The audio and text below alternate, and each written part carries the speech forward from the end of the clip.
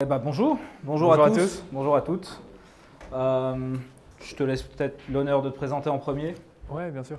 Alors moi, je m'appelle Daniel Duchesne et j'ai une agence Facebook Ads qui s'appelle DHS Digital.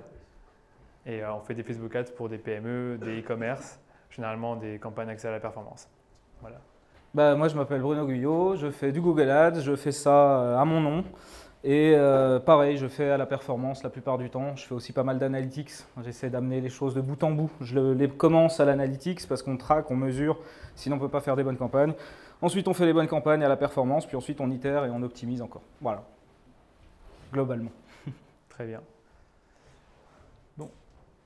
Déjà, la première chose que je voulais savoir, c'est qui fait des Facebook Ads ici? Parce qu'ici, on est beaucoup SEO, SIA, donc j'étais curieux de savoir un peu. Ouais, je vois qu'on est quasiment un tiers, on va dire. Donc c'est plutôt bien, ça veut dire que vous avez quelques connaissances. Et aujourd'hui, je vais vous parler d'abord de l'optimisation du budget au niveau de la campagne. Donc c'est une option qui n'est pas totalement nouvelle, c'est vrai. Elle existe depuis, je pense, à peu près 2 ans. Sauf qu'elle a été très peu adoptée au début parce qu'elle n'était pas hyper performante. Facebook, je pense que l'algorithme n'était pas encore assez intelligent pour bien gérer le budget au niveau de la campagne. Mais il y a, je pense, 9 mois, Facebook il a plus ou moins expliqué que cette option deviendrait obligatoire et par défaut à partir de septembre 2019. Sauf qu'ils ont repoussé la date sera finalement en février. Et donc du coup, tout le monde a commencé à adopter cette option d'optimisation du budget à partir de cette année. Et aujourd'hui, je vais vous en parler un peu plus. On va voir un peu ce qui marche et ce qui ne marche pas. Et en quelques mots, en fait, c'est une option qui vous permet de mettre un budget au niveau de votre campagne et plutôt que d'avoir des budgets au niveau des ensembles de publicité. Donc, si vous faites du SIA, c'est un peu comme les ad groups. Donc là, vous avez un budget sur un ensemble, 10 euros, un autre sur un autre ensemble, 5 euros, et peut-être encore un autre, 15 euros. Sauf que maintenant, ce budget-là, vous le mettez au niveau de la campagne et c'est Facebook qui va répartir automatiquement ce budget au travers de vos différents ensembles de pubs en fonction des performances. Et il va également le faire en temps réel. Et c'est ça qui est vraiment important, c'est que d'un jour à l'autre, vous n'allez pas avoir les mêmes dépenses sur vos ensembles de publicité. Donc ça, c'est un peu l'idée globale du CBO, donc l'optimisation du budget au niveau de la campagne. J'ai pris quand même un exemple illustratif que Facebook donne beaucoup pour parler du CBO. Évidemment, ce n'est pas une garantie de résultat, donc je précise d'abord. Mais ce que Facebook explique, c'est que si vous mettez votre budget ici, 10 $, 10 $ et 10 $, donc 30 $ en tout, dans cet exemple-là, vous avez une dizaine de conversions et on voit qu'il y a des ensembles qui sous-performent. Donc c'est normal, peut-être qu'il y a peut-être des audiences qui répondent beaucoup moins bien aux publicités et qui donc finissent par moins convertir et coûtent plus cher pour une conversion. Donc par exemple, si on prend cet exemple-là, on voit qu'il y a eu juste 2 conversions. Ici, on a eu beaucoup plus, donc c'était le meilleur ensemble de pubs. Et là, il y en avait un tout petit peu moins que le deuxième, mais malgré tout, ça restait plus performant que le dernier. Donc là, on a eu 10 conversions dans cet exemple-là. Et ce que Facebook dit, c'est que quand vous mettez le budget au niveau de la campagne, donc les 30 $, plutôt que de les répartir en 3 x 10 et après, au jour le jour, changer les budgets et revoir un peu ce qui peut être augmenté et diminué, eh bien, vous mettez ce budget-là et en fait, Facebook fait le travail à votre place de manière, on va dire, dynamique et en temps réel. Donc là, dans cet exemple-là, ce que Facebook montre, c'est que vu que l'ad set numéro 2 était plus performant, il a mis plus de budget sur cet ad set en question et il en a mis beaucoup moins sur l'ad set numéro 3 et un tout petit peu plus sur l'ad set numéro 1. Et ce qui fait une quinzaine de conversions, donc ça coûte beaucoup moins cher. Je pense que c'était 3 $ la conversion et ici ça revient à 2 $. Donc ça, c'est un peu ce que Facebook vend. Évidemment, en pratique, je pense qu'il y a 2 ans, ce n'était pas totalement comme ça. C'était assez inefficient et beaucoup s'en plaignaient. Et maintenant, ça s'est un peu amélioré, enfin même beaucoup, je dirais. Et comme je vous l'ai dit, c'est l'option qui va être par défaut en février 2020. Et donc, du coup, on sera bientôt obligé de l'adopter et on ne pourra plus mettre le budget au niveau des ensembles. Donc, j'espère que c'est clair pour l'instant. Je sais que sur Google, si j'ai bien compris, c'est qu'au niveau de la campagne qu'on le met et pas au niveau des ensembles ou des ad groups. Ouais, c'est ça. Voilà, ça va un peu être comme Google. Après, juste peut-être une question. Est-ce que finalement, peut-être qu'avant, il y avait des ad sets qui ne dépensaient pas tout et que maintenant, avec le passage à la campagne, est-ce que potentiellement, du coup, ça veut dire que ça va dépenser plus aussi et qu'il faut faire attention à ça? Sur Google, je me suis déjà fait, entre guillemets, avoir au début sur certains trucs. Du coup, ici, il ne va jamais dépenser plus que tes 30 $, comme tu t'en doutes, mais c'est vrai qu'il pouvait arriver que quand tu mettais tes 10 $ ici, sur chaque ad set, qu'il y ait des ad sets où il y a moins de dépenses que d'autres. Et donc, du coup, tu ne dépensais pas tes 30 $ sur la journée parce que soit il y avait un chevauchement d'audience ou l'enchère n'était pas assez élevée ou l'audience était juste trop petite. Donc ça joue aussi. Alors, ce que je vais quand même vous montrer, c'est comment c'était avant. Donc avant, on avait cette fameuse structure en 3 en 3 niveaux. Donc le niveau campagne où vous mettez votre objectif, niveau ensemble de pubs où vous mettez votre audience, vos placements, votre budget et ensuite vous avez plusieurs ads, enfin plusieurs publicités dans l'adset. Donc ça ressemblait à ça dans le gestionnaire de pub. Et maintenant, ça va un peu changer. Donc, vous avez maintenant votre campagne, vous mettez votre budget, vous sélectionnez juste cette option-là qui deviendra par défaut en février. Par exemple, là, vous mettez 100 € et vous mettez 2, 3, 4, 5 ensembles de pubs et Facebook va répartir ce budget entre les différents ensembles de pubs en temps réel en fonction des conversions, des opportunités qu'il y a sur chaque ensemble de pubs. Donc là, par exemple, j'ai pris un exemple pour un client dans l'acquisition et on voit qu'on avait un budget de 2900 € plus ou moins. Et ce qu'on remarque, c'est qu'il y avait une audience qui avait un meilleur coût d'acquisition que les autres. Donc là, on voit 15 € par achat, tandis que l'autre avait 19, 24 et 20. Eh bien, on voit qu'ici, il a mis beaucoup plus sur cette audience-là parce qu'elle générait des conversions à un coût plus bas. Ce qui est intéressant aussi de voir, c'est qu'il n'a pas non plus mis plus de budget parce que le CPM était plus bas ou plus élevé. Là, on voit qu'on a le CPM le plus élevé et pourtant, il met quand même plus de budget. Alors, pour ceux qui connaissent les Facebook Ads, généralement quand un CPM est bas ou qu'une audience est large, généralement Facebook aime bien mettre plus de budget. Ce n'était pas le cas ici de cette audience-là qui était bien plus petite en taille que par exemple c'était l'audience large où il y avait plusieurs millions de personnes. Là, je pense qu'il y avait 500, 600 000 personnes. Donc ce que ça montre, c'est que ce n'est pas totalement biaisé comme on pourrait le croire, que dès qu'on a une audience large, il va mettre tout le budget dessus. Donc voilà pour ce premier exemple illustratif. Maintenant, j'en ai un deuxième dans une campagne de reciblage, donc de remarketing. Et là, il est intéressant aussi, je trouve. Donc, on voit qu'on a plusieurs audiences qui ont différentes tailles, c'est vrai, parce que c'est du remarketing, donc c'est des audiences de plus petite taille.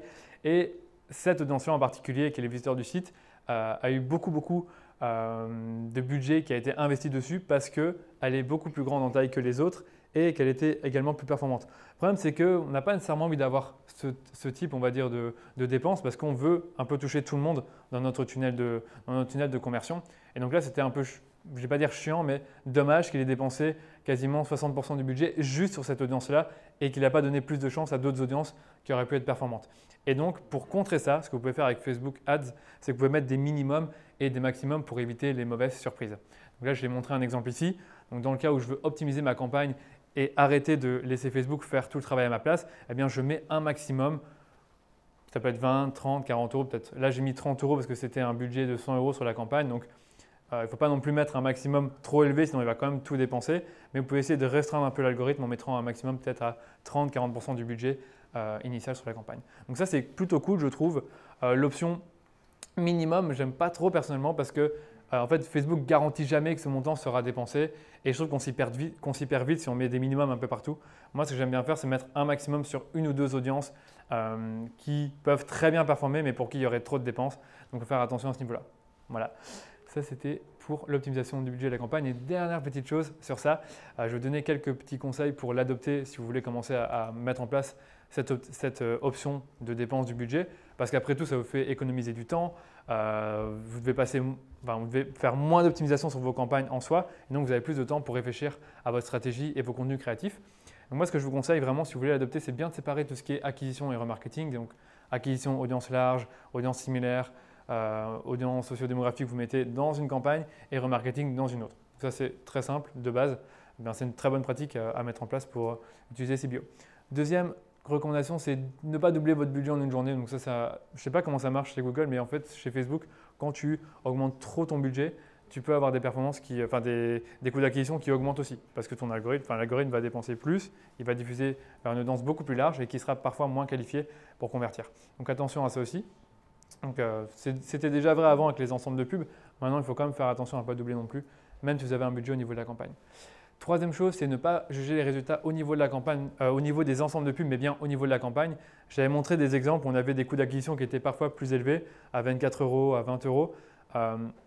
Ce n'est pas trop grave s'il y a des coûts d'acquisition qui sont un peu plus élevés sur d'autres audiences. Parfois, des audiences coûtent plus cher que d'autres. Mais ce qui est important, c'est vraiment de regarder votre coût d'acquisition au niveau de la campagne et éviter en fait de couper trop rapidement un ensemble de pubs qui semble sous-performant parce que d'autres conversions peuvent arriver après, mais aussi parce que ces ensembles contribuent également à vous obtenir des conversions. Et la dernière chose, c'est de laisser du temps au CBO, surtout si vous faites des campagnes e-commerce à la performance. Généralement, les conversions elles viennent toujours plus tard, c'est assez connu. Donc, il faut quand même laisser quelques jours, je dirais même au moins une semaine, pour vraiment juger les résultats d'une campagne d'acquisition. Remarketing, peut-être pas autant de temps, mais acquisition, il faut attendre un peu. Voilà. Je laisse la parole à Bruno. Tiens, s'il te plaît. Merci. Alors, moi, je voudrais vous parler d'un nouveau type de campagne. C'est en bêta actuellement, ce n'est pas encore sorti officiellement pour tout le monde. Moi, j'ai eu la chance de les tester quand elles étaient en alpha, donc ça fait déjà des mois que je les utilise. Je n'avais pas le droit d'en parler avant, donc je me suis tu. Mais aujourd'hui, j'ai le droit d'en parler, donc je voulais vous faire un petit retour d'expérience rapide sur ce nouveau type de campagne. Déjà, qui connaît Discover? Pas Discover Ads, le placement Discover, ce nouveau truc de Google. Ouais, finalement, il n'y a pas grand monde. Si, quand même un peu. En fait, quand vous êtes sur le mobile et que vous ouvrez un nouvel onglet, vous avez l'opportunité donc de faire la recherche Google et en dessous, vous avez du contenu qui arrive et qui est recommandé pour vous. C'est assez nouveau, enfin, c'est nouveau, c'est un moment que ça existe, mais ça marche de mieux en mieux, à tel point que les sites médias, les sites d'information, ça devient leur première source de trafic, alors qu'avant, c'était Facebook. Et il a doublé Facebook en quelques mois, c'est assez incroyable ce qui s'est passé. Et puis, comme toujours avec Google, ça marche bien, ça y est, donc on dit 800 millions d'utilisateurs par mois à peu près, je crois. Et maintenant, on monétise. Maintenant, on monétise, on met de la pub. Donc, c'est un format qui est, comment dire, c'est majoritairement pensé pour le mobile, d'accord. C'est une campagne fourre-tout. Hein. Google a c'est leur nouvelle mode. Ils lancent de plus en plus des campagnes fourre-tout qui vont mixer plusieurs types d'emplacements, d'accord. On a les campagnes Smart Shopping, on a les campagnes Smart Display, ça essaye d'annoncer plus ou moins partout. Celles-là, c'est pareil, elles sont fourre-tout, elles vont sur YouTube, elles vont sur Discover, elles vont sur Gmail. Quelque chose d'intéressant quand même, c'est que sur les ordinateurs, ça diffusera que sur Gmail, parce que Discover, il n'existe que sur les mobiles, d'accord. Donc c'est pour ça que c'est une campagne qui est majoritairement pour les mobiles. Ça ira sur Gmail quand même sur les ordinateurs, et c'est confirmé par les données, puisqu'on voit quand même que la majorité des clics, ça vient des mobiles. Okay, donc c'est majoritairement un format mobile, majoritairement une campagne fourre-tout qui va essayer d'aller annoncer un peu partout. C'est une campagne, comme toutes ces campagnes fourre-tout, c'est une campagne où il n'y a pas de contrôle, d'accord. Ça veut dire que les options d'enchère, vous ne pouvez pas enchérir manuellement, c'est forcément du smart bidding, obligé, il n'y a pas le choix. Un autre problème, c'est les exclusions de catégories de contenu. Donc là, c'est pareil, vous n'avez pas vraiment votre mot à dire. Vous prenez et c'est comme ça. La fréquence, c'est quelque chose qui est hyper important. Enfin, par exemple, quand je fais du display, j'adore m'assurer que je ne vais pas saouler les gens en leur montrant 50 fois par jour ma publicité. Là, on n'a pas la possibilité de le gérer. En fait, ce bloc n'existe même pas quand on va paramétrer la campagne. Donc, vous faites confiance à Google sur le fait qu'il va optimiser pour vous la fréquence idéale pour les personnes idéales. Pas de contrôle. Ensuite, au niveau des annonces, ça ressemble énormément pour ceux qui ont déjà fait du display, les nouvelles annonces display, où on va pouvoir donner un maximum d'images, un maximum de titres, un maximum de descriptions. On en fait une espèce de boîte fourre-tout, c'est mon mot de la journée. Et Google va optimiser et faire lui-même les combinaisons pour que l'on puisse, pour montrer la meilleure combinaison à la meilleure personne en fonction de son contexte. Voilà. Ça, c'est la promesse, évidemment. Alors, premières analyses, j'ai pu, donc, comme je disais tout à l'heure, mettre ça en place chez un client. Et puis, c'est un gros client, donc on a pu dépenser un petit peu quand même. Et on commence à avoir des tendances qui sont assez nettes. La première, c'est que le taux de clic, il est quand même relativement élevé par rapport à des produits similaires. Ici, on a du Smart Display. On voit que c'est beaucoup plus bas. Ici, on a du display classique. Là, j'avais du Gmail. Alors Gmail, attention, parce que le taux de clic, il est incroyable. Mais le taux de clic ici, en fait, il représente le clic d'ouverture d'email. Mais ça, c'est ce pourquoi vous payez. Mais après, derrière, il voit la pub. Et pour aller sur votre page, il y a un deuxième clic, en fait. Et si on prend le taux de clic du deuxième clic, on est vraiment inférieur. Je pense qu'on est à peu près de l'ordre de ça, voire ça. C'est vraiment très, très faible. D'accord ? C'est juste pour la subtilité que vous puissiez comprendre comment il faut comparer ça. Donc on a un taux de clic qui est relativement élevé. On a des CPC qui sont incroyablement bas. Je pense que c'est incroyablement bas parce que ce n'est pas encore compétitif. Parce que pour l'instant, il y a très peu de monde qui sont dessus. Moi, quand je l'ai testé, on était en alpha. Donc on était, je ne sais pas, peut-être quelques dizaines à travers le monde, pas plus. Et maintenant, c'est en bêta. Donc il doit y avoir quelques centaines, peut-être quelques milliers d'annonceurs à travers le monde. Puis bientôt, ça va être release partout. Et puis là, il y aura beaucoup plus de concurrence. Donc il y a fort à parier que les coûts vont monter. N'empêche que pour l'instant, ce qu'on constate, c'est vraiment les CPC, ils sont très bas. Ce qui est intéressant de noter, c'est que finalement, en termes de rentabilité, c'est comment on se positionne par rapport au reste. Il faut savoir que c'est un client qui vend des produits sur lesquels il a juste besoin de faire de ROAS. Il y a tellement de back-end derrière, les gens sont upsellés, qu'il n'y a pas besoin de faire des 10. Bref, c'est pour la petite histoire, pas que vous vous disiez, mais il est fou, il fait faire du e-commerce à ses clients, puis il lui fait 1 de ROAS. Non, non. Bref, donc, en termes de rentabilité, c'est plutôt pas mal par rapport à tout le reste. Dans le deuxième exemple, c'est un peu la même chose, toujours pareil. Le taux de clic est ultra élevé par rapport aux campagnes similaires, des CPC ultra bas et la rentabilité qui est dans les objectifs systématiquement, malgré le fait qu'on ne puisse pas bider, qu'on ne puisse rien faire dessus, il respecte l'objectif. Le troisième et dernier exemple, celui-là c'était pour montrer un peu la différence qu'on pouvait avoir au niveau des appareils.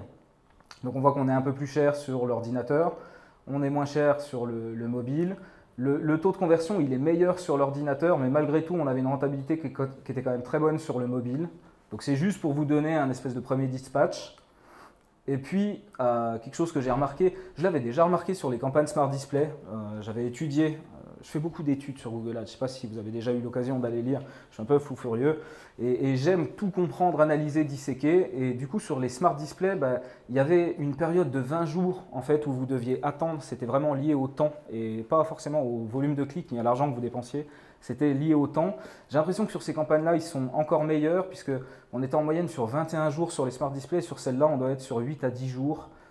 Donc, pendant 8 à 10 jours, ils cherchent, ils testent. Il ne faut pas le juger. À ce moment-là, c'est encore trop tôt. Et puis ensuite, ça se met en route et puis ça fonctionne. Voilà ce que j'ai pu constater. Pas de segmentation possible. Pour ceux qui connaissent bien la plateforme, si par exemple vous faites du Smart Shopping, c'est pareil. Smart Shopping, c'est quoi? C'est du Google Search Shopping classique plus du display.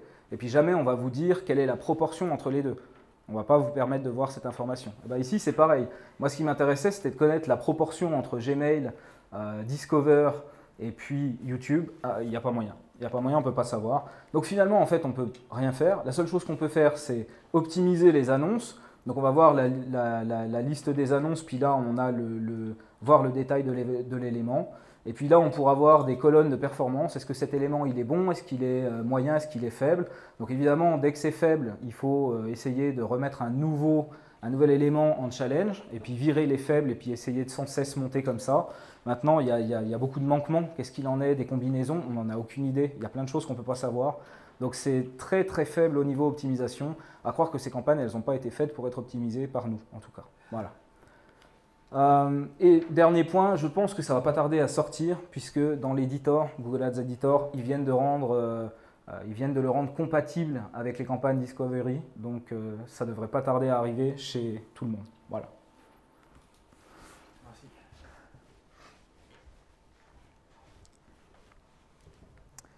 Donc maintenant, on va voir un deuxième point sur les Facebook Ads, c'est la bibliothèque publicitaire. Qui connaît son existence? Ouais, encore un tiers, on va dire. C'est vrai que ce n'est pas très connu pour l'instant, parce que là, c'est vraiment nouveau. Ça fait, je pense, depuis mars 2019 qu'ils l'ont lancé. Et c'est un outil qui a été créé à la base pour promouvoir la transparence, pour que les utilisateurs comme d'autres annonceurs puissent voir ce que d'autres pages Facebook font en termes de publicité. Pourquoi? Parce qu'on peut très bien faire des publicités qui sont un peu bizarres, qui sont un peu trop commerciales et ne pas les diffuser sur sa page. Ce qui fait que ce n'était pas non plus très transparent. Et donc là, Facebook, évidemment, ils ont voulu que ça soit plus transparent avec tous les problèmes qu'ils ont eu au niveau de l'utilisation des données. Et maintenant, en fait, ce qu'ils ont fait, c'est qu'ils ont sorti une bibliothèque qui recense toutes les publicités actives et parfois inactives d'une page Facebook. Surtout si elle est à tendance politique, on peut voir même combien d'euros ont été dépensés sur une campagne particulière et même les publicités qui ont été lancées auparavant. Après, certaines pages, pour la plupart des pages, on ne peut pas voir les publicités qui sont inactives, c'est un peu dommage. Mais en tout cas, on peut voir les publicités actives et ça, c'est très intéressant parce qu'on peut voir un peu tout ce que font nos concurrents. Donc, pour petit aperçu, donc c'est à ça que ressemble la bibliothèque publicitaire. Vous allez sur facebook.com/ads/library. Vous arrivez à cet endroit-là et vous mettez le nom de la page que vous souhaitez. Alors, si vous ne trouvez pas la page quand vous faites de la recherche, vous pouvez toujours aller sur la page Facebook en question sur facebook.com et ensuite aller dans transparence de la page et vous allez retrouver pas cet onglet mais un lien qui vous permet de revenir sur la bibliothèque avec les publicités de la page en question. Donc là, je vous prends un exemple simple. Donc, je prends par exemple Louis Vuitton qui fait évidemment de la publicité partout, que ce soit en France ou à l'international. Et on peut voir justement toutes les publicités actives de cette page-là. Alors, petite nouveauté, on peut même voir sur quel placement les pubs sont diffusées. Ça, c'est intéressant parce que vous savez que les Facebook Ads, ce n'est pas seulement faire des pubs sur Facebook, mais aussi sur Instagram, Messenger et l'Audience Network. Eh bien, vous pouvez voir s'ils les diffusent également sur Instagram parce que parfois, on ne sait pas trop si on devrait les diffuser sur Instagram, si c'est intéressant de le faire ou non. Et là, on peut voir justement quelles sont les publicités qui sont à la fois sur Facebook et Instagram. On peut également trier les pubs par plateforme et voir s'il y a des publicités exclusives pour un réseau social. Parfois, ça arrive qu'on voit qu'il y a des publicités bien spécifiques pour Instagram et d'autres pour Facebook ou Messenger. On peut aussi trier par pays. Ça, c'est vraiment intéressant. J'en parlerai après parce que, évidemment, d'un pays à l'autre, on ne va pas communiquer de la même manière, avoir les mêmes offres parce que les cultures sont différentes. Donc, ce qui est intéressant, c'est que cette simple bibliothèque, pour chaque publicité, donne vraiment des infos intéressantes. La première, c'est la date de début de diffusion de la pub. On reparlera de pourquoi c'est intéressant plus tard, mais vous vous doutez pourquoi c'est intéressant qu'on sache depuis quand la pub est diffusée.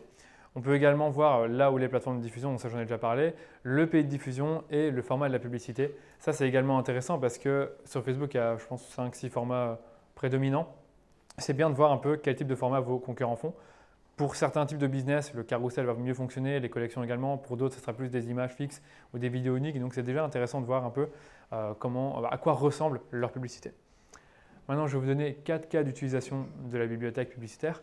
Le premier cas, c'est depuis quand la pub est active. Et ça, je trouve ça vraiment intéressant parce que si vous voyez qu'un concurrent a la même publicité depuis 3 mois, c'est peut-être parce qu'elle marche. Donc déjà ça vous permet d'avoir des insights sur ce qui marche et ne marche pas. Vous pouvez peut-être, je ne vais pas vous dire vous inspirer des textes ou des contenus créatifs, mais au moins vous allez voir un peu ce que vous pouvez faire pour, je ne vais pas dire répliquer, j'ai du mal à trouver le mot. S'inspirer. S'inspirer, on va dire. Mais bon, j'ai déjà dit s'inspirer. Mais moi, j'aime bien déjà ce premier Insight ici. On voit ici date de début de diffusion, 25 septembre, donc c'est que ça marche. Toujours intéressant à noter. Bon, là, c'est Daniel Wellington, donc ce n'est pas non plus l'exemple le plus parlant, on va dire, mais si vous avez des concurrents plus petits, c'est bien de regarder. Ou le compte est à l'abandon. Je ne sais pas si le compte est à l'abandon, mais bon, voilà, il y a 150 publicités, donc ça tombe, il y a peut-être 5 € de dépensés dessus, je ne sais pas exactement quoi. Deuxième cas, c'est quelles sont leurs offres. Ça, évidemment, vous savez qu'une offre peut vous faire réussir une campagne ou la rater. Donc, si vous voyez régulièrement que vos concurrents ont plein d'offres, que ce soit en bas du tunnel, par exemple 15% si vous achetez maintenant parce que vous avez ajouté au panier, ça peut être intéressant. Une offre, je ne sais pas, un tote bag offert pour Noël, vous pouvez vous en inspirer également. Donc, c'est bien de regarder un peu ce qu'ils font en termes d'offres pour que vous aussi puissiez avoir des meilleures offres sur le marché dans vos publicités. Troisième cas, et ça, ce que j'aime vraiment bien, c'est regarder vraiment leur pub à l'international, surtout si vous voulez faire de la pub au-delà de la France ou de la Belgique et que vous voulez regarder un peu ce que les gros d'un secteur en particulier, peut-être de la chaussure, qu'est-ce qu'ils font au UK, comment est-ce qu'ils communiquent, quel type d'offres ils ont, comment est-ce qu'ils mettent en avant leurs produits, quel format de pub ils utilisent. Ça, c'est bien pour déjà pouvoir voir ce qui marche et ne marche pas, même avant de lancer les campagnes. Et ça, c'est vrai que c'est un truc qu'on a, pour 1 ou 2 clients, on a essayé de faire des pubs à l'international. Ça ne marchait pas tout le temps parce qu'on n'a pas fait ce travail justement de regarder un peu à quoi ressemblait leur pub et peut-être qu'on aurait dû le faire avant sur les plus gros concurrents pour voir ce qu'on aurait pu faire de différent.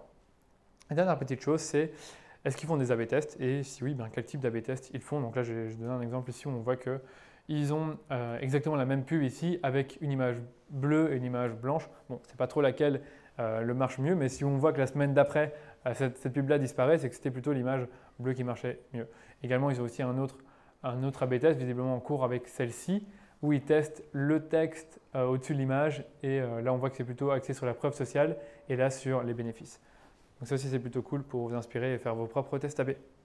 Voilà, je te relaisse la parole Bruno. Merci.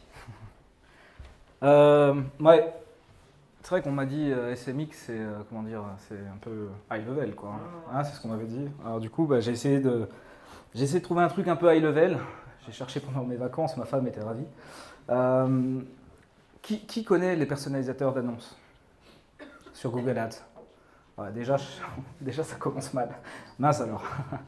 Les personnalisateurs d'annonces, c'est une promesse assez forte, c'est de dire on est capable de personnaliser un texte d'annonce en temps réel en fonction de tout un tas de paramètres qui sont liés à l'utilisateur. Je suis un utilisateur, je fais une recherche Google, ça va déclencher une pub. La pub que je vais voir, elle va être personnalisée en fonction de où je suis. En ce moment, je suis à Paris, je vais voir une pub qui va être personnalisée puis qui va me montrer qu'on a une offre à Paris, par exemple. Si je suis sur un mobile, on peut personnaliser aussi en fonction d'un mobile, on peut personnaliser en fonction d'un mot-clé, on peut mettre des compteurs de durée. Par exemple, la promotion se termine dans 1 heure et 35 minutes. C'est tous ces trucs-là. Personnaliser dynamiquement les annonces en fonction de plein de choses, souvent un flux de produits. Ok. Alors, je ne m'attendais pas, on m'avait dit justement que c'était haut niveau, je ne m'attendais pas à ce qu'il fallait que j'explique vraiment en détail les personnalisateurs d'annonces. Ça tombe bien, j'ai fait un article compagnon qui explique tout ça. À la fin de la conférence, l'article sera publié, vous pourrez aller voir pour que vous soyez à niveau. Mais ce que je veux vous montrer, c'est comment il est possible d'aller plus loin que les simples personnalisateurs d'annonces. Parce que les personnalisateurs d'annonces, ils ont un vrai problème pour moi, et c'est pour ça que je ne les utilisais pas pendant longtemps, c'est qu'en fait, on peut personnaliser une annonce, c'est exceptionnel. Le moyen qu'on a de personnaliser cette annonce en fonction de plein de paramètres, mais on ne pouvait pas personnaliser la page de destination. Ça veut dire qu'en gros, vous faites une annonce qui est canon, elle est ultra personnalisée pour un utilisateur, et puis vous êtes obligé d'envoyer sur une page qui est générique. Ça n'a aucun sens. Du coup, la personne, elle arrive, elle clique, elle est frustrée, elle se dit « Waouh, on m'a promis ça, c'était hyper personnalisé. » Puis là, j'arrive, puis on me dit « Ok, partout en France ou partout en Suisse. » Voilà, ça n'a aucun sens. Alors, j'ai cherché longtemps, puis je n'ai pas trouvé. Et puis, pendant les vacances, je m'y suis remis. Donc, imaginez qu'on puisse personnaliser la page de destination en fonction du mot-clé tapé par l'internaute. Alors ça, j'en ai déjà parlé, ça fait un moment qu'on peut faire ça.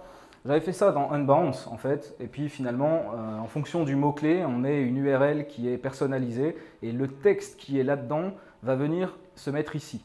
Et donc du coup, en fonction du mot-clé, on a une page qui est personnalisée dynamiquement. Je fais une toute petite aparté pour expliquer que ça, c'est généré côté serveur, c'est pas du JavaScript, et ça veut dire que quand le robot de Google il va venir vérifier l'URL pour valider ma publicité, il va voir que le texte correspond exactement au mot-clé, puis je vais avoir des meilleurs scores de qualité, c'est-à-dire que je vais payer moins cher. D'accord ? Donc ça fait une énorme différence, énorme. Donc ça, c'est du vu et revu, déjà vu, pas de problème. Donc je mettais en général l'URL finale au niveau du mot-clé. C'est classique, c'est facile. Ensuite, imaginez qu'on puisse personnaliser la page de destination en fonction de la position géographique de l'internaute, ou afficher une page spécifique déjà existante. Bah ça, en fait, c'est assez classique, parce que finalement, c'est plus ou moins ce qu'on fait. Vous voyez, là, par exemple, j'ai un client, elle a des points de vente un peu partout en Suisse, dans plein de villes. Et puis du coup, bah, qu'est-ce qu'on fait ? On fait plein de campagnes, parce que chez Google Ads, la géographie, ça se règle, ça se paramètre au niveau de la campagne. Donc on fait plein de campagnes différentes pour envoyer sur les pages spécifiques des différentes villes. Maintenant, qu'est-ce qui se passe si on pouvait personnaliser en fonction du mot-clé et en fonction de la géographie de l'internaute dans un seul groupe d'annonces, en une fois? Est-ce que vous imaginez l'impact? Le temps de setup des campagnes, par exemple. Au lieu de faire 50 campagnes pour chaque ville, vous n'en faites plus qu'une. Et c'est tout aussi personnalisé, tout aussi bon. Alors ça voudrait dire quoi? Ça voudrait dire qu'il faudrait du coup qu'on soit capable de passer la limite du personnalisateur et pouvoir envoyer les gens sur des pages dynamiques qui seraient modifiées en fonction de tous les autres paramètres. Ça irait dans le sens de Google qui disent oui, simplifiez vos campagnes, arrêtez de faire 500 campagnes, faites-en juste une et puis simplifiez. C'est mieux pour les algorithmes intelligents. C'est un autre débat, j'ai beaucoup écrit là-dessus si jamais. C'est un autre débat pour un autre jour. Bref. Alors, comment j'ai fait? Eh ben, j'ai réussi à allier en fait ce qu'on appelle les paramètres personnalisés d'URL chez Google Ads. Je ne sais pas si vous avez déjà vu, quand vous écrivez une annonce pour le search, en dessous vous avez un truc qui s'appelle tracking template. D'accord? Et puis là, vous êtes capable de mettre une URL puis des variables dedans. Et bien en fait, ce que j'ai fait, c'est que j'ai injecté des variables qui proviennent de mon flux de personnalisateur d'annonces. C'est un peu geek, hein. Je vous avais dit, c'était je suis désolé. et finalement, vous voyez, donc ça c'est mon URL finale. Donc là, j'injecte des paramètres, ça c'est des variables, tac, tac. Et ça se retranscrit ici avec des valeurs. Et ces valeurs sont ensuite reprises sur la page de destination. Donc ça veut dire que la personne, elle voit une publicité qui est ultra dynamique et personnalisée en fonction d'où elle est. Donc là, selon le mot-clé qu'elle tape, elle a un titre qui est spécifique. C'est un peu de l'insertion dynamique de mots-clés puissance 3, d'accord? Là, je rédige un titre, je ne mets pas simplement un mot-clé. Et puis ensuite, ici, je lui personnalise avec la ville, dans le chemin de l'URL pour que ce soit vraiment pertinent, puis qu'il a l'impression qu'il va arriver sur une page qui est vraiment liée à la géographie où il se trouve. Donc c'est plus pertinent, donc ça augmente les taux de clic, blablabla, on sait que ça fonctionne, la pertinence. Donc ça, c'est mon flux. N'ayez pas peur, hein, n'ayez pas peur. Vous retrouverez ça en détail dans l'article compagnon, encore une fois, vous aurez le temps de le lire à tête reposée. Mais en gros, ici, on a les attributs, d'accord? Donc ça, c'est la ville, c'est ce que j'injecte dans l'annonce. Ça, c'est le titre, donc c'est mon titre personnalisé en fonction du mot-clé. Donc ça, c'est mes deux attributs. Et ici, c'est mes attributs de ciblage, on appelle ça. Encore une fois, c'est bien expliqué, vous aurez le temps de regarder, mais on va cibler les mots-clés, les campagnes, les locations, les positions géographiques. Et en fonction de ça, on va injecter ces paramètres-là personnalisés dans l'URL. Et tout ça fait que on va avoir les annonces personnalisées et la page personnalisée de la même façon. On a une expérience de bout en bout personnalisée en faisant le travail une fois. On ne fait plus 15 campagnes, on en fait une seule. Okay. Donc comment ça se met en place? En gros, on fait un flux de personnalisateurs d'annonces. D'accord, c'est quelque chose qu'on importe ici dans les données d'entreprise de Google Ads. Et puis ensuite, qu'est-ce que ça donne concrètement? Eh ben, ça donne ça. Ça donne qu'au départ, on a une page qui est vraiment généraliste puis qui dit qu'on va intervenir partout en Suisse. Et en fonction de où la personne se situe, on va pouvoir vraiment modifier dans les titres, ici, ici. Je pourrais même modifier, si j'ai envie, l'image. En fait, je peux tout modifier. Ça, c'est Unbounce qui permet de faire ça. Unbounce, c'est un logiciel de création de landing page, si jamais. Et voilà, globalement. C'est du lourd, ça. Merci à toi. Ouais, plus ça que le micro. Alors, dernier point sur Facebook Ads, on va parler du Power 5. Le Power 5, c'est… Oui. Ah, bah, vas-y. Ouais, on peut peut-être le faire juste après. Si non, c'est comme… Non, franchement, il n'y a pas de souci. Ouais. Ouais, on a le temps. Pour l'organisation, je veux pas… On a 30 minutes, c'est bon. Moi, je réponds sans problème. Hein. Non, c'est par rapport au adblocker, en fait, sur la personnalisation de l'URL, vous avez remarqué une… Non, il n'y a pas de problème avec des paramètres d'URL, en fait. Paramètres d'URL, ça passe, pas les UTM. Ça passe. Okay. Ça passe. C'est pas du tout des UTM, non. Ouais. C'est aucun problème. Merci. Plaisir. Ok, on va parler du Power 5. Donc pour ceux qui ont peur d'oublier leurs questions, n'hésitez pas à la poser sur nous et puis on collecte toutes les infos, toutes les questions à la fin. Super. Dans un quart d'heure à la fin. Un quart d'heure? On va aller vite. Un quart d'heure, 20 minutes. Non, ça va, là, je pense que j'ai encore 10-15 minutes. Maintenant, on va parler du Power 5. Donc, le Power 5, ce n'est pas nécessairement une nouvelle option publicitaire ou quelque chose comme ça. C'est juste des bonnes pratiques que Facebook conseille aux annonceurs pour optimiser leur campagne. Et c'est ce que Facebook promet tout le temps maintenant, c'est pouvoir travailler sur leur stratégie, leur créatif, plutôt que d'être enchaîné à leur gestionnaire de campagne.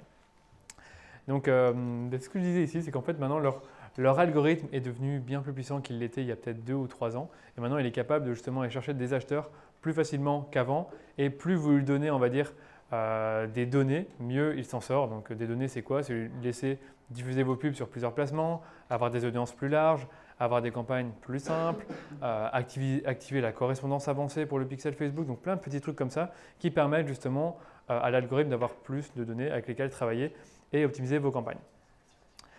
Voilà ce qu'est le Power 5. Donc le Power 5, c'est 5 tactiques publicitaires qui sont basées sur l'automatisation. La première, on l'a déjà vu ensemble, c'est l'optimisation du budget de la campagne. Donc ça, on ne va pas revenir dessus, mais ça fait partie des bonnes pratiques et vous avez des bons points quand vous utilisez l'optimisation du budget de la campagne. Deuxième, c'est les placements automatiques. C'est peut-être la plus controversée des 5 tactiques, donc on va en parler juste après. Les pubs dynamiques, vraiment très intéressant. Ça, je pense que vous connaissez déjà. Si vous faites déjà du SIA, c'est un peu pareil, mais pour Facebook. L'Auto Advanced Matching, donc la correspondance avancée. Donc là, c'est un truc tout bête. C'est juste une simple option que vous cochez dans votre gestionnaire d'événements ou un code supplémentaire que vous rajoutez à votre pixel qui permet en fait à Facebook d'aller chercher, de faire déclencher le pixel et faire un matching entre la personne qui est sur votre site web et qui remplit un formulaire, mais avec son compte Facebook. Donc au lieu d'utiliser le pixel, le cookie, ils vont utiliser également les champs du formulaire que la personne a rempli. Ça, c'est juste ça, la correspondance avancée. Et d'après Facebook, ça permet d'avoir des coûts par conversion plus bas parce qu'il y a plus de conversions qui sont attribuables. Et ça permet également d'avoir plus de données pour créer des audiences personnalisées pour le reciblage. Dernière tactique, c'est la simplification de votre compte publicitaire. Donc Bruno en a touché un mot, il a dit que Google aussi forçait les annonceurs à plutôt avoir moins de campagnes plutôt qu'en avoir trop. Et bien, Facebook fait exactement la même chose et c'est ce dont on va parler juste maintenant. Donc la première chose, c'est les campagnes simplifiées. C'est vrai qu'il y a quelques années, c'était à la mode et on se sentait bien d'avoir 50 campagnes différentes avec 10 ensembles de pubs par campagne, donc plein de trucs à tester en même temps. Maintenant, Facebook ne le recommande plus du tout plus du tout. Et c'est même une très mauvaise idée si vraiment vous voulez avoir encore une vie et pouvoir, on va dire, parler à vos clients, réfléchir à la stratégie, créer des nouveaux contenus créatifs. Ce n'est pas une bonne idée d'avoir des campagnes qui sont trop complexes. Donc là, par exemple, Facebook montre un exemple d'une campagne qui est vraiment trop complexe, où il y a plein d'ensembles de pubs, et vous dit plutôt de faire ce genre de choses-là. Bon, il ne faut pas exagérer non plus, mais c'est vrai que c'est mieux d'avoir moins de campagnes et moins d'ensembles de pubs. Pour vous donner un exemple très simple, quand vous utilisez quand vous faites de l'acquisition et que vous avez plusieurs audiences, vous allez avoir des chevauchements entre certaines audiences. Et quand vous avez des chevauchements trop importants, autant les grouper ensemble plutôt que de les séparer. Pourquoi? Parce que l'algorithme, il y a une phase d'apprentissage pendant un certain temps avant qu'il puisse comprendre qui sont les personnes qui convertissent le mieux. Et donc, plus votre ensemble de pubs, il y a une audience large, plus vous avez un budget qui est vraiment sur un ensemble de pubs, plus il apprend rapidement et plus vous avez des chances d'avoir des conversions plus basses. Donc c'est pour cette raison qu'il est mieux d'avoir des audiences plus larges et d'éviter de trop segmenter votre campagne avec différents ensembles de pubs. Voilà, là je donnais un exemple pour des clients ici, mais on a des structures très simples, donc on a plusieurs types de campagnes, donc tout ce qui commence par conv, c'est des campagnes de conversion, et tout ce qui commence par DPA, c'est des campagnes dynamiques. Aussi simple que ça, donc une campagne pour le remarketing, une pour l'acquisition. Pour les campagnes dynamiques, on en a 3 différentes, une pour l'acquisition, une pour le remarketing en bas du tunnel et une pour le remarketing un peu plus générique. Et dernièrement, on a la campagne dynamique pour les clientes. Donc c'est un peu spécial, on préfère avoir une campagne rien que pour les clientes et vraiment pour bien être sûr qu'ils dépensent bien le budget juste pour elles parce qu'on utilise bien l'optimisation du budget de la campagne que vous connaissez maintenant. Et dans chaque ensemble, donc je donne un exemple pour la campagne de remarketing, eh bien on a 4-5 ensembles maximum. On essaye de vraiment faire le maximum, on va dire, de ne pas en mettre trop. Et on met juste les audiences qui nous intéressent vraiment. On évite de segmenter avec 7 jours, 30 jours, 60 jours, non, 90 jours. C'est inutile de faire ça. En tout cas, à moins d'avoir un budget énorme, ce n'est pas utile de le faire. Les pubs dynamiques, ça je vais en parler un peu maintenant. Je vais vous donner 2 exemples en remarketing et en acquisition. Parce que ce qui est vraiment bien avec Facebook, c'est qu'il n'y a pas seulement les pubs dynamiques où justement vous reciblez des gens avec une offre spécifique, par exemple, vous avez ajouté un produit à votre panier, revenez faire votre achat, on vous offre 15%, ça c'est la campagne classique. Mais il y a aussi les campagnes d'acquisition où vous allez chercher des gens qui ne vous connaissent pas, mais qui ont exprimé un intérêt pour les produits que vous vendez. Et Facebook va justement utiliser votre catalogue produit et montrer les produits qui sont les plus pertinents dans ce catalogue à ces personnes-là. Ça, c'est les pubs dynamiques ici en prospection. Donc voilà un exemple de pub dynamique en remarketing, donc par exemple celle de Cézanne. Vos coups de cœur vous attendent, redécouvrez notre nouvelle collection disponible et la livraison est offerte, donc un message un peu commercial. Donc c'est justement les produits que la personne a vus, elle clique, elle revient sur le site et elle termine son achat. Donc ça tout le monde connaît, c'est très simple. On le fait également pour nos clients, on segmente en fonction de quand ils ont vu le produit, de qu'est-ce qu'ils ont fait, est-ce qu'ils l'ont juste vu, est-ce qu'ils ont ajouté au panier et on montre des messages un peu différents. Donc généralement, quand ils ont vu le produit mais qu'ils n'ont pas ajouté au panier, on montre de la preuve sociale. Et quand ils ont ajouté au panier et qu'ils n'ont pas acheté, on essaye de répondre aux objections à l'achat ou alors de proposer un code promo. Voilà, c'est très simple aussi, donc je ne vais pas trop passer du temps dessus. Par contre, je vais plutôt parler un peu de tout ce qui est publicité dynamique en acquisition. Donc ça, c'est ce que Facebook dit. Donc Facebook promet que si vous ciblez une audience élargie, donc élargie, ça veut dire plusieurs millions, eh bien, il va lui-même faire le travail et trouver les personnes qui ont le plus de chances de s'intéresser à vos produits et lui-même va faire ce travail de lui montrer les bons produits. Donc je pense que quelqu'un qui avait parlé de Data Feed Watch avait parlé de ça, c'est que les personnes qui, admettons, elles aiment bien les sneakers, et si vous avez des sneakers dans votre catalogue, il va montrer les sneakers avant. Si la personne aime bien des sneakers rouges, il va peut-être montrer les sneakers rouges avant. Donc c'est un peu le même principe, donc c'est l'utilisation du catalogue. Vous mettez vraiment, je ne dirais pas tout le catalogue, mais une grosse partie de votre inventaire et vous laissez Facebook montrer les produits à votre place plutôt que de vous-même faire une sélection. Juste. Ouais, c'est intéressant. Je vois vraiment un croisement avec Jacques, ce qu'il disait ce matin, c'est ça, où il faut enrichir le flux et ça devient extrêmement stratégique que plus il y a des mots-clés qui sont importants dans les titres notamment du flux et plus Facebook, mais Google aussi, arrivent vraiment à cibler les bonnes personnes. Voilà, oui, c'est vrai que tout dépend du flux en fait. C'est comment il est configuré. Le flux, c'est la base de tout. Il n'y a pas de mots-clés, c'est le flux ou rien. Et le flux, l'optimisation du flux, c'est clé. Clairement. Ça, c'est vrai qu'on a des clients qui font des pubs dynamiques et pour qui le flux n'est pas très bien optimisé. Donc, c'est moins performant que pour ceux pour qui c'est très très bien optimisé. Donc ça joue beaucoup. J'avoue que moi, je connais pas tous ces… j'ai pas autant de compétences techniques que toi, Bruno ou Jacques. Donc du coup, Je ne m'aventure pas là-dedans, mais j'essaye de voir si tout fonctionne bien et si quelque chose ne fonctionne pas bien, parce que Facebook l'annonce, ben, je le dis à mon client et lui-même va faire remonter l'info à son développeur. Donc c'est vrai que le flux est hyper important. Merci pour ta remarque. Là, c'est un exemple donc, de ciblage pour une campagne d'acquisition avec le catalogue. Donc, vous voyez que c'est un ciblage qui est très large. Bon, je peux vous le dire, en tout cas, ça fait plusieurs millions de personnes. Facebook ne le dit pas, malheureusement. Il dit, je ne sais pas comment on fait avec ce type de campagne-là, il ne dit pas la taille du ciblage, mais il vous dit que vous avez une portée potentielle de 14 à 40 000 et je sais que je n'avais pas mis un énorme budget là-dessus. Donc, ça montrait que ça n'allait pas coûter très cher pour toucher ces gens-là. Et comme vous le voyez ici, j'ai juste pris des gens en France qui ont entre 30 et 60 ans et qui sont intéressés par la maison. Donc c'est hyper large, alors que mon client vend de la décoration d'intérieur, donc des tableaux, ce qui n'a rien, enfin c'est pas que ça n'a rien à voir, mais on voit que maison c'est trop large par rapport à ce que nous on vend. Mais c'est ce qu'il faut faire, c'est ce que Facebook recommande. Et je vais vous montrer les résultats d'une campagne que j'avais menée pour ce client-là. Et on voit ici qu'il y a eu, je pense, quelques milliers d'euros qui ont été dépensés, ouais, genre 2000, 2500 plus ou moins. Et finalement, c'est l'audience intérêt maison qui avait mieux fonctionné par rapport aux audiences similaires. Donc les audiences similaires, c'est des gens qui ressemblent à nos clients ou personnes qui ont déjà été sur le site web ou qui ont ajouté des produits au panier. Et là, j'avais fait mes petits tests, j'avais mis une audience à 5%, donc qui est large, et une audience à 10% qui est encore plus large. Et finalement, on voit que c'est celle-ci qui avait le mieux fonctionné. Bon, de peu par rapport, enfin de peu, j'exagère un peu, mais elle avait très bien fonctionné. Les CPM, ils étaient assez proches de celle à 10%. Là, ils étaient beaucoup plus élevés. Donc ça, c'est un truc que Facebook dit aussi, c'est que quand vous ciblez large, vos CPM sont plus bas et du coup, vos coûts d'acquisition sont plus bas ensuite. Donc ce que ça montre, c'est que finalement, l'algorithme fonctionne mieux avec des audiences larges. Et je peux vous assurer que ce n'est pas le seul client pour qui j'ai fait des audiences larges et ça fonctionne toujours très bien. Ça, c'était la pub en question. C'était une pub collection. Elle avait accumulé pas mal de likes, donc je vais vous montrer au moins la pub. Et la dernière chose, c'était dans le Power 5. Donc on avait vu déjà la simplification du compte, les pubs dynamiques, le CBO et la correspondance avancée. Maintenant, il y a les placements automatiques. C'est ce qui est un peu controversé. Tout le monde a du mal à croire Facebook quand ils promettent de laisser les pubs se diffuser sur plusieurs placements. Il faut savoir que maintenant, il y a une quinzaine de placements sur Facebook. J'en ai parlé à des account managers chez Facebook donc qui travaillent là.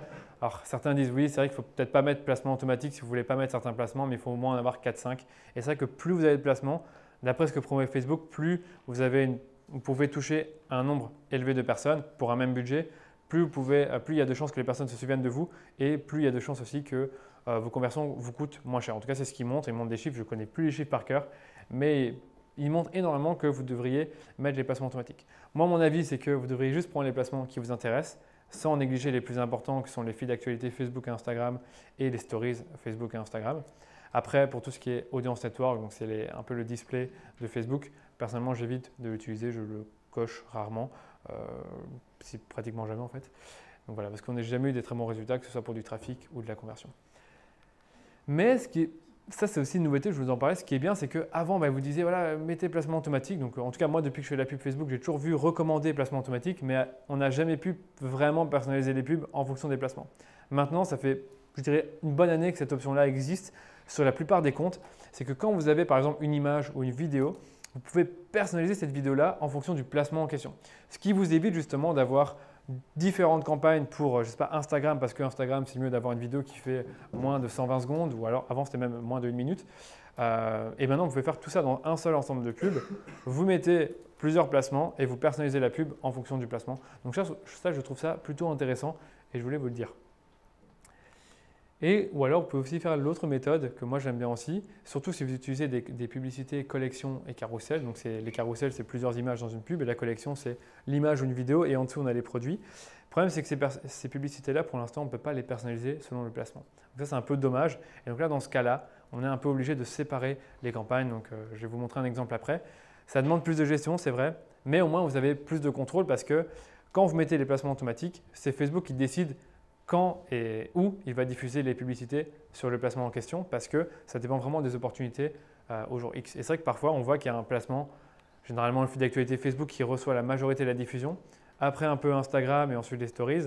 Mais parfois, on est un peu déçu de voir que ça avait l'air de bien fonctionner sur les stories mais qu'il n'a pas dépensé assez. Et donc nous, ce qu'on fait généralement, c'est qu'on sépare feed d'actualité et stories dans deux campagnes différentes. Donc là, je vous disais aussi de le tester avec un budget élevé. C'est vrai que si vous avez un tout petit budget, évitez de faire 30 campagnes différentes pour tester plein de placements parce que vous n'avez pas un gros budget. Si vous avez un plus gros budget et que vous pouvez vous permettre de faire plus de tests, là, clairement, essayez de justement séparer feed d'actualité et stories. C'est pour moi, je ne suis pas dans le minimum, mais c'est vraiment intéressant parce qu'au moins, vous contrôlez le budget qui est dépensé dans chaque placement.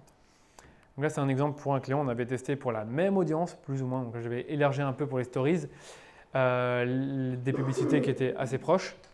Feed d'actualité, on avait un coût à 13 €. Les stories, c'était un peu plus cher, c'est vrai, donc 17 €. Mais au moins, on a pu vite se faire une idée de quel placement fonctionne le mieux. Donc là, c'est feed d'actualité. Mais c'est bien aussi de diversifier et d'aller dans les stories également. Voilà. Je te laisse.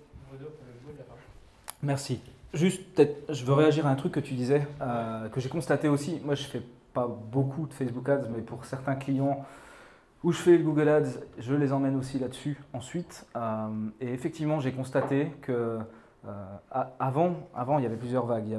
Je ciblais les intérêts, ensuite je ciblais des similaires aux visiteurs du site, ensuite je ciblais des similaires aux acheteurs ou aux converteurs, et ça c'était censé être le meilleur placement. C'est le meilleur. Et en fait aujourd'hui, la règle a changé, et c'est exactement ce que tu expliquais, c'est que en fait une fois qu'on a assez de données dans le pixel, et j'insiste sur la nécessité du tracking et d'avoir les pixels qui sont correctement renseignés et d'utiliser le plus possible d'événements de pixels pour vraiment être capable d'avoir une finesse, merci, une finesse dans l'optimisation des campagnes. Ça, c'est le nerf de la guerre. Et ensuite, on peut mettre des audiences très très larges. Une fois qu'il y a suffisamment de signaux dans les algos, ils deviennent tellement bons que finalement, on pourrait mettre tout le monde. S'il a suffisamment de données d'avant, il va cartonner, et mieux que tout ce qu'on fera après. C'est vrai que tu as dit un truc que j'ai totalement oublié de mentionner, c'est vrai que ces méthodes-là que je vous ai présentées, Power 5, c'est vraiment bien si votre pixel est intelligent, s'il a beaucoup de données. Si vous venez de démarrer, je ne vous conseille pas d'utiliser des audiences larges, parce que ça n'aurait pas de sens, puisque Facebook n'a aucune donnée qui vient de vous, il y a seulement les données qui viennent de lui. Et donc lui-même ne fera pas un bon matching entre les publicités qu'il doit montrer, à quelle personne dans l'audience, donc attention à ça. Voilà, apprenez Google Tag Manager, c'est la compétence à avoir. Bref, derrière le hype et les nouveautés, franchement, ouais, c'est ça, on est là, il y a beaucoup de nouveautés, c'est cool, ils sortent tout le temps des trucs. Moi, je dis, il ne faut pas oublier les choses, les éléments essentiels. La base de tout, c'est la page de destination. Vous pouvez passer des jours et des nuits dans Google Ads ou dans Facebook Ads à essayer d'optimiser, bouger des curseurs et des machins, vous allez gagner quelques petits pourcentages. Si vous partez de très loin, vous pouvez faire une grosse bascule, on est d'accord, mais si vous êtes déjà mature, vous n'allez jamais avoir des grosses optimisations. Moi, ce que je constate, je fais énormément de landing page avec du copywriting. Copywriting, je crois que c'est aussi des formations que tu vends. Le fait d'étudier le prospect, de comprendre et de rentrer dans sa tête, d'avoir une structure persuasive. Vraiment, le copywriting, c'est une compétence qui est clé. Si vous apprenez ça, vous allez vraiment vous en tirer beaucoup mieux, que ce soit en ligne ou partout, même dans votre vie. Et en gros, on a commencé avec mon partenaire à faire un tableau de chasse. En gros, ça c'est les clients, je ne vous mets pas qui c'est, mais avant, la plupart du temps, ils avaient un site web ou une landing page qui était d'ancienne génération. Et puis ça, c'est les taux de conversion qu'ils avaient en moyenne avant. Et ça, c'est les taux de conversion qu'ils avaient après, et donc la progression. Pour avoir des progressions comme ça dans vos comptes publicitaires, je vous encourage à vous lever tôt le matin. Et ça, c'est venu comment ? Juste parce qu'on a fait une landing page qui était nouvelle et qui était meilleure et qui était plus basée sur les clients. Et ça a fait une différence. Je ne sais pas si vous vous rendez compte derrière, à budget égal, c'est incroyable. Vous coupez votre vous coupez votre coût par conversion en 3. C'est juste fou. Donc oui, il y a plein de nouveautés. Les plateformes, ils sont tout le temps en train de nous en ajouter. C'est génial et il ne faut pas passer à côté. Mais ne passez surtout pas à côté des fondamentaux non plus. Pensez client et optimisez vos pages de destination. Et voilà. Merci à tous.